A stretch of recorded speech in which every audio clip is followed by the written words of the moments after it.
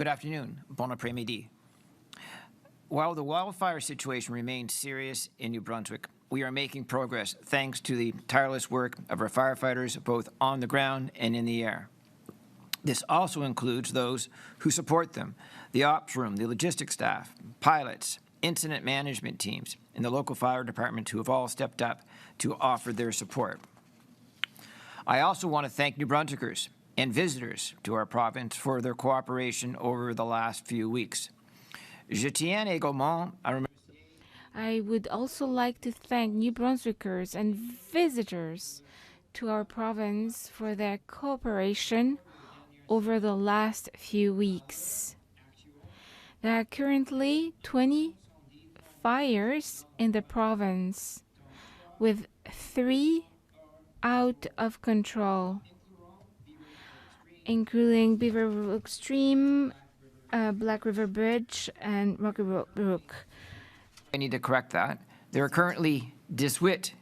On a 18, We have 18 fires right now, with 3 out of control, those including Beaver Lake Stream, Fire 281, the Ravine Fire, and Black River Bridge. The evacuation advisory for Fire Black River Bridge remains in place. A special air quality statement has been issued for Moncton in the southeast of New Brunswick and eastern portions of Kings and St. John counties due to wildfire smoke from across the Bay of Fundy. We encourage everyone to take precautions when heavy smoke affects air quality. Although we remain at risk, we are indeed in a much better place today compared to where we were over the last couple of weeks. We all remember that just over 10 days ago, we had 39 fires in play. We had temperatures near the 40s. We're now in a situation where we have temperatures that are well into the very low teens at night, adding additional humidity, thus giving us the opportunity to do what we're doing here today. We have never experienced a wildfire season of this intensity before. Although we have been preparing for it, usually we are the provinces deploying our firefighters to other provinces. This had provided the opportunity for our firefighters to be able to glean an immense amount of expertise fighting the big fires, whether that's in the Northwest Territories or our Western provinces. And now that those same individuals are being able to apply those courageous skills here on New Brunswick soil. This has contributed to us having a highly trained and experienced team, and that has been clear with the precision, the coordination, and the skill that has been shown by the entire firefighting team since day one. The $40 million of federal provincial investment we have made earlier this spring has enabled us to upgrade equipment and employ new strategies against these wildfires. Our structural protection team has been hard at work, setting up things like sprinklers on structures within fire zones. And so far, we are pleased to say that no structures have been lost today, as of today. I encourage everyone to visit our Fire Smart page to learn simple tips where you can learn how to protect your own home and your communities. Going forward, we are still asking that people be safe and cautious when they return to the woods, and that they stay away from any areas where firefighters are still actively fighting fires.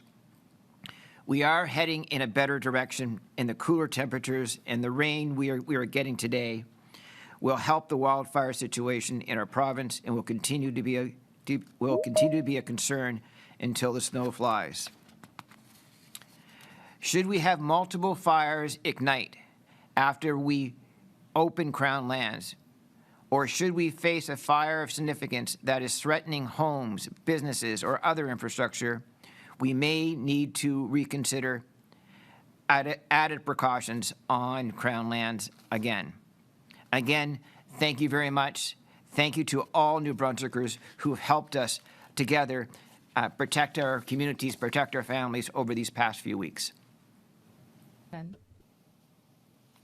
We will now proceed with questions from members of the media. Each reporter will have one question and one follow-up. You have the right to pose your question in the official language of your choice. Nous allons maintenant procéder aux questions des journalistes. Chaque journaliste aura droit à une question puis une suivie. Vous avez le droit de poser votre question dans la langue officielle de votre choix. On va commencer avec Alex Veneuve, Radio-Canada. Merci. Thank you. So, Mr. Minister Herron, is the pressure on the teams that were facing the the fires, is it still, in the long term, is it still sustainable? If this continued, would we have had the resources and the personnel needed to continue? Excellent question, because the matter of available resources informs our decision as to whether to reopen Crown land or not, because if we need the resources in order to go ahead with an initial attack. If there's a new fire, we have people who can react quickly. Okay, we wouldn't have the same investment of resources for it took all of our resources as well as those for other resources, other provinces as well. At this time, I can say that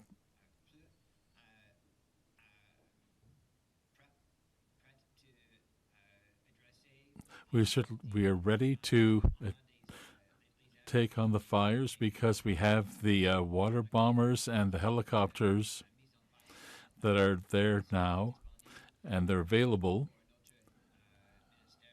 for our department. As well, we have firefighters coming from other provinces, for example, Ontario, who have done great work in the Beaver Lake Stream area.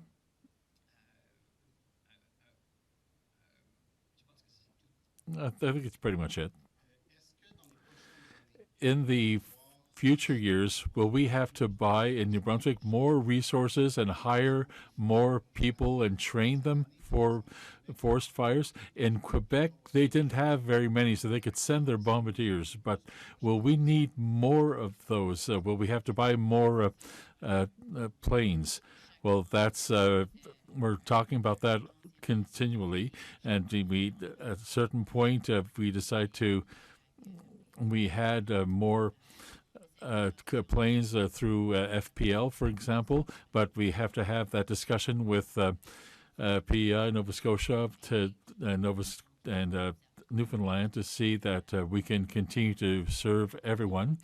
Now, we have extraordinary pilots, and the process to train a pilot to do this work is something that's very specific, and we will always make sure that we have the people coming into the system and have the opportunity, like Mr. Herron said, do the work in areas other than New Brunswick so that they can be ready to work here.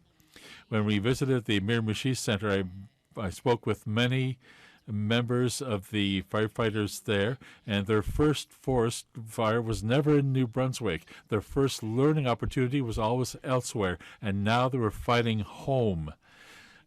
We're always looking at what the resources are for us and our neighbors. Do we need more as the climate changes in the future? Okay. Well, that's an assessment that we're doing right now. What do we need? What do we think we'll need next year and the next year after that? And we're to work on this regionally. We have enough people training at this time, and we'll have to do that analysis. Okay. I would like to repeat that we are truly happy that we invested the $40 million this spring, and that equipment for the firefighting hoses and for protecting structures. We have that now, and we used the new equipment quite a bit over the past 3 weeks. And I'm quite happy to say right now that Fire Protection Limited has placed an order for 2 new water bombers, like the Fire Bosses, that can find water for their tanks in lakes and from the ocean, and it's much more effective than the other planes.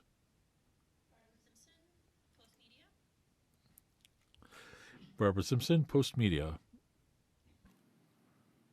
Thank you very much. My first question is, I understand there won't be a final dollar figure on this yet as the fire response continues, but is there an idea of how much the provincial government has spent so far on the firefighting response with these wildfires?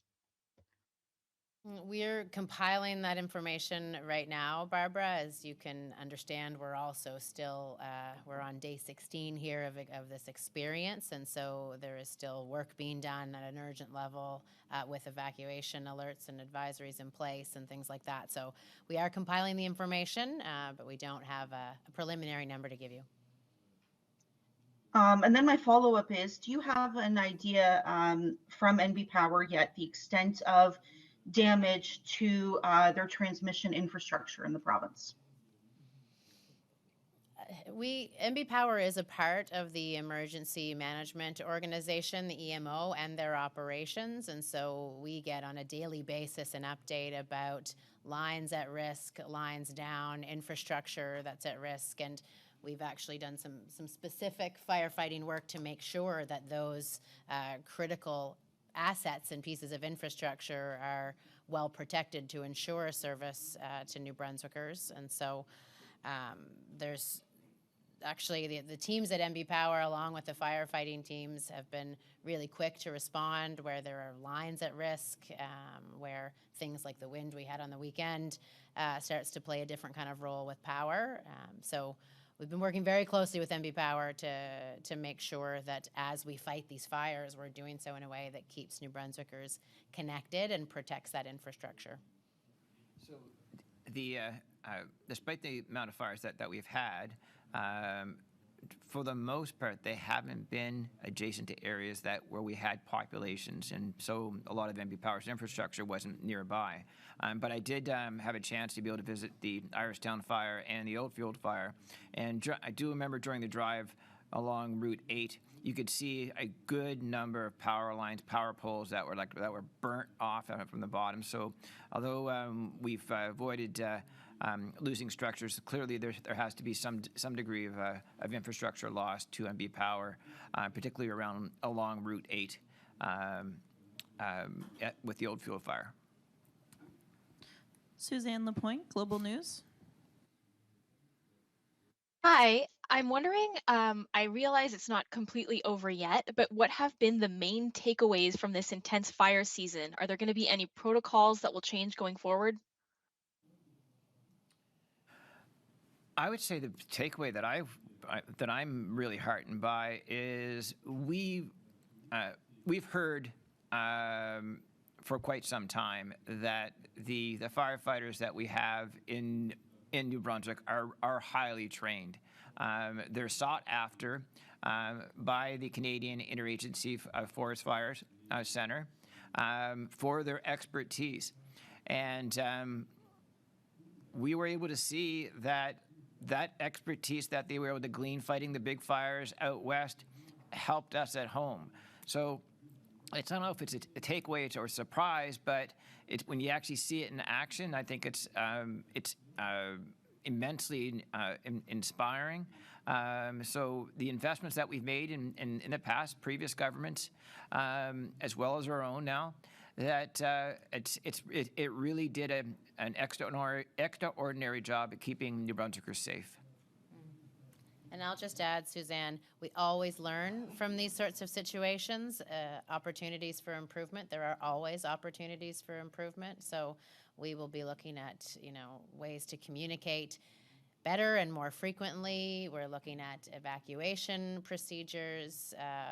The organization, particularly in EMO and in DNR, works in a continuous improvement model. So they've even applied some of those changes within the 3 weeks that we've been fighting these fires to do things differently tomorrow or the next day, as have we among our team. But the one thing that I'll say is I have been pleased by, and it's an interesting challenge for us to determine how to handle all the offers of help.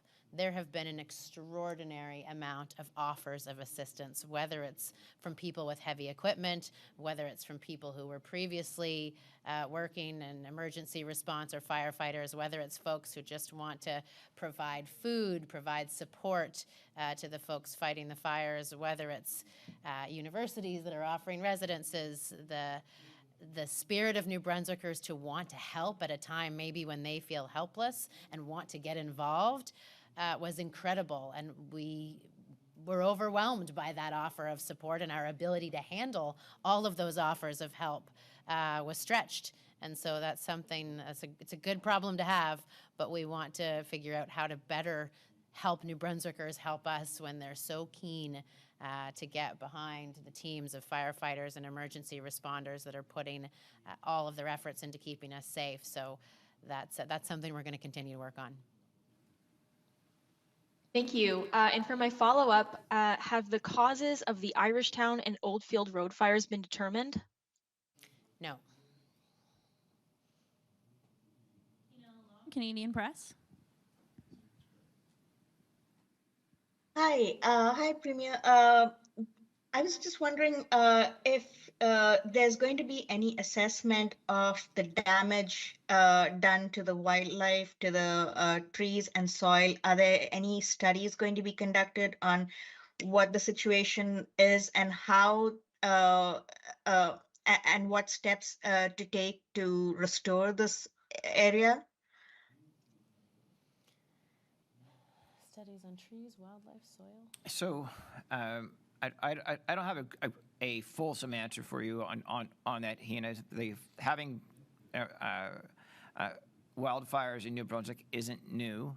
It is common for us to lose in the area between 400 and 500 hectares on an annual basis. So just to state the obvious, I suspect we would emulate the same processes that we've had in the past, but in this circumstance, it would be times 4. But I'd be happy to get back to you and, with a more fulsome answer to that question sometime by midday tomorrow. That works. Thank you. And for my follow-up, I was wondering what is the pressure on the firefighters here?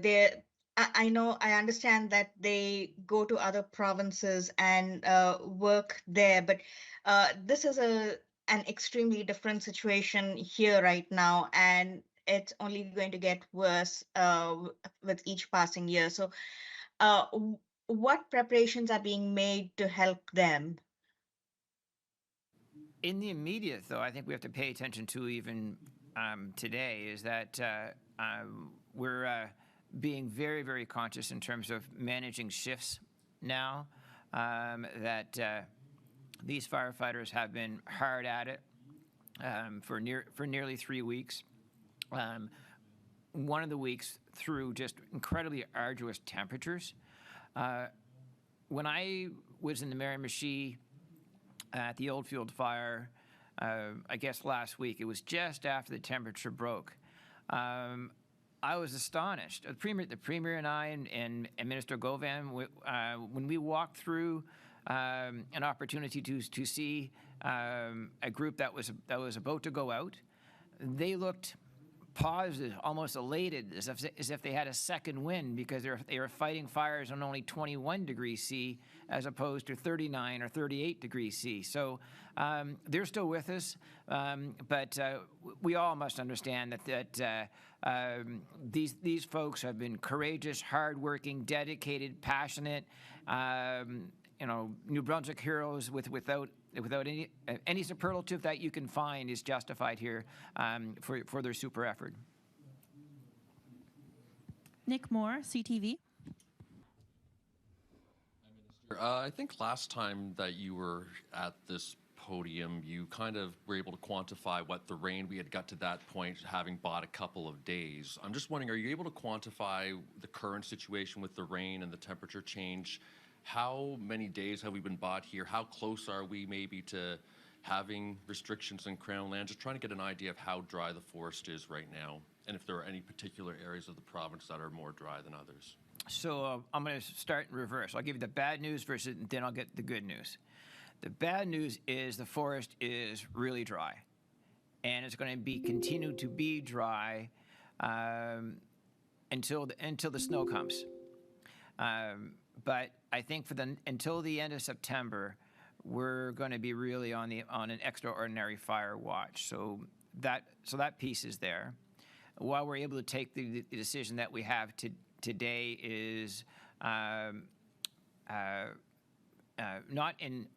necessarily in order, but when we were fighting 39 fires, we just didn't have the resources. We needed to really make sure we took every single precaution possible to mitigate the number of fires that we had. We didn't. It was tough to get everything under control when we had 39 fires essentially all at once with those temperatures. Today it's much different. We have 18 fires. We're making progress on the 3 fires that are deemed to be out of control. The largest problem fires that we've had are in full containment. Then you add to the fact that temperatures are lower when they're, especially at night. That brings a fair amount of humidity. That is immensely helpful. So it's all vectoring in a much better situation for us to take the decision that we made today. And my follow is a follow to Suzanne's question about the cause here. I know no cause has been found yet, but what can you say about how this investigation is going? I think, Premier, you said that it's hard to investigate a fire while it's still burning, but some of these fires are now out. What can you say about how the process is happening or will be happening with the investigation of this? And can you rule out any human involvement in any of these fires at this point? So there are some things that we know, and there are some things that we don't know.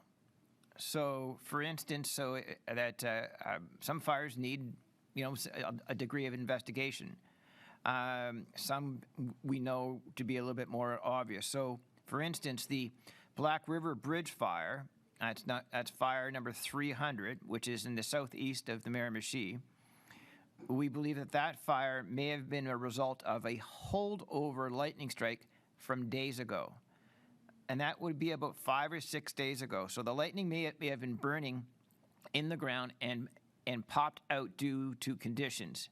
So despite the heavy winds that we had over the weekend, which made it very problematic to actually dispatch the water bombers, we had our medium helicopters with belly tanks that were able to provide initial attack on that fire, which ultimately prevented that fire from spreading. So more infrastructure that we have in place is why we're able to take this type of decision. In some situations, we know where the causes were, and we're happy to share that when we know. And the other ones might take a little bit more time. Natalie Sturgeon, CHCO TV, The Courier. Thanks for taking my question.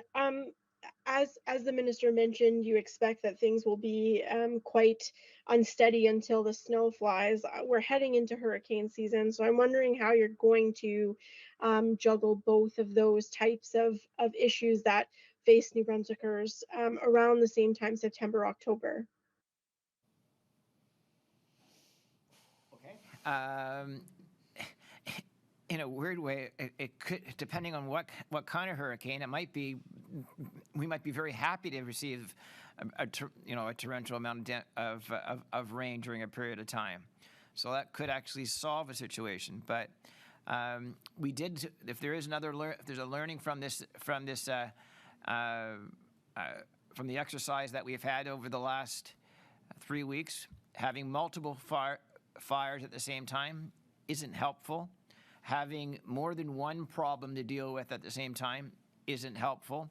But we've been through hurricanes before, we've been through wildfires before, and I guess the fact that we're opening up Crown lands again to New Brunswickers is an indication that we can meet every challenge that's before us.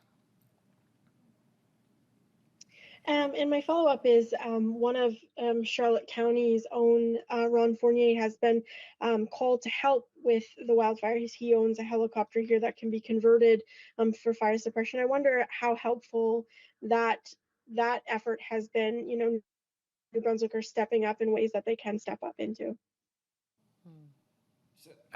Well, as I said, Natalie, it's been incredible.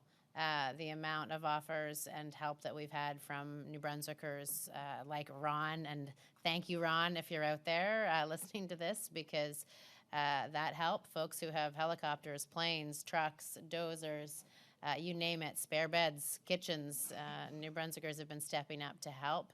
And I know that makes a difference for the teams because they feel that support and encouragement on the ground.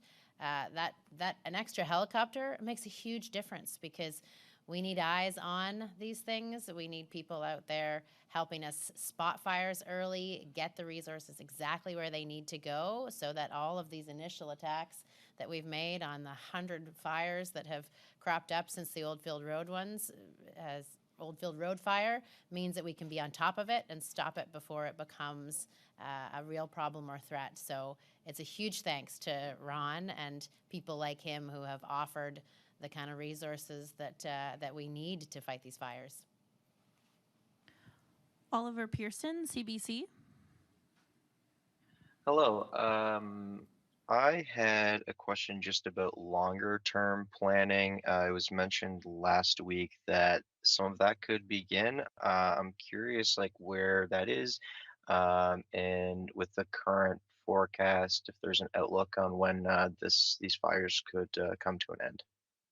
So we touched on that, I think, last week in the press conference, was that when the temperatures, when we got that little bit of rain and the temperatures finally started to drop and there was some more humidity in the air caused by those colder evenings, it started to enable us to be able to plan our how we were attacking our fires, getting us deploying our assets in terms of how we were able to corral fires, like Fire 281, like Chief's fire as well, and by also planning on how we use our assets, also even to how we use our human resources as well, we were able to have a better process in terms of how we were able to better shift in and shift out the actual firefighters themselves. So we're now dictating the pace in terms of with the existing fires that are in play. But before, we were really in reactive mode when it was as hot as it was just a couple weeks ago. Yeah, and to follow up on that, you said we're heading in a better direction. Is there, an estimate or a timeline at all with this longer term planning that's in place right now? So when I was at the fire center again this morning, they said the end of September we're going to have to be hyper vigilant, and it could go into mid October. Alexander Johnson, All New Brunswick. Good afternoon. I wanted to ask about forestry and with the announcement today, what details can you share about what forestry activities are being allowed and where and under what restrictions? We're essentially in the place that we would have been about 3 weeks ago. If you folks probably remember that the the first precautions that the government had announced is that we had taken an initiative to require forestry companies to do harvesting only at night. That's a common practice that we've done in past years when we've had dry spells, especially during this extraordinary drying period that we have. So going forward is that the forestry sector, it will be operating in the evening. I believe the hours are from 6 p.m. to 12 noon. There's more humidity in the air. That's a safer time frame. They're going to need to have fire suppression equipment on hand, tanks of water, fire spotters, and the like. Even though we're lifting restrictions for New Brunswickers for activities on Crown lands and in the forest, we still think it's appropriate for us to be able to have those restrictions with the forestry sector itself. They can harvest, but it's going to be under the auspices that we've used during past dry seasons. Thank you. And just as a follow-up to, I guess, summarize what we've seen in the last month or so, how long did we have like a true full ban on forest harvesting this past month? For full forest harvesting, I don't think it was particularly that long. Maybe just a touch over a week, maybe just a touch under a week. David Koch, MB Media Co-op.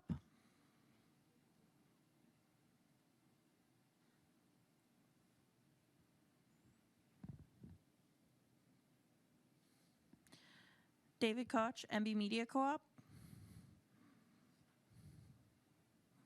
You hear me? There you are. Sorry about that.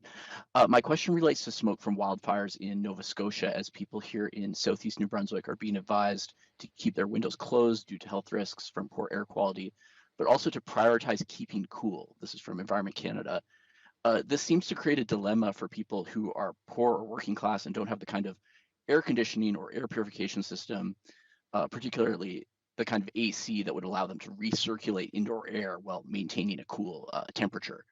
So considering that with the climate crisis, wildfire smoke and extreme heat are expected to worsen, do you see a role for government, for the provincial government, or the feds for that matter, in protecting the health of people in these circumstances? And if so, what is it? What role should government play in protecting their health?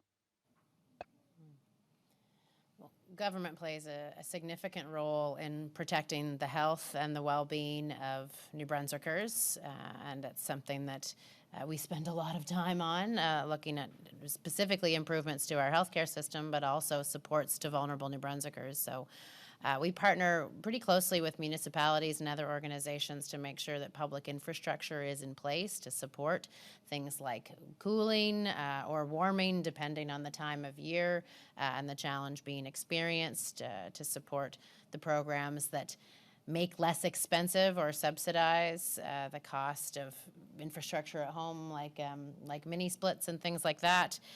So there's absolutely a role for us to play to make sure that our most vulnerable aren't even more impacted by the costs of a changing climate and the costs of incidences like the fires in Nova Scotia and New Brunswick that are challenging our air quality and making everybody think about their temperatures, what they're breathing, and how they protect themselves. So there's absolutely a role for government to play. Okay, just any message for people who are, maybe facing that dilemma today, right? Who maybe renters in apartments that might be very hot, but they're also, noticing this smell of smoke in their home. Yeah, this is something that we saw actually in Irishtown specifically. So when the Irishtown fires were happening and the community came together, particularly the Maple Hills community, to set up a place where people could go, where they could get access to air conditioning, cooler temperatures. There were showers, there were water and food, there were supports in place for people who needed an alternate environment than the one that they're home had available. And so we'll continue to work with our partners to make sure that people who are being impacted have options, supports, and alternatives close close by so that we can protect their health. Okay, that concludes our list of questions. I'll pass it back to the Premier for some closing remarks.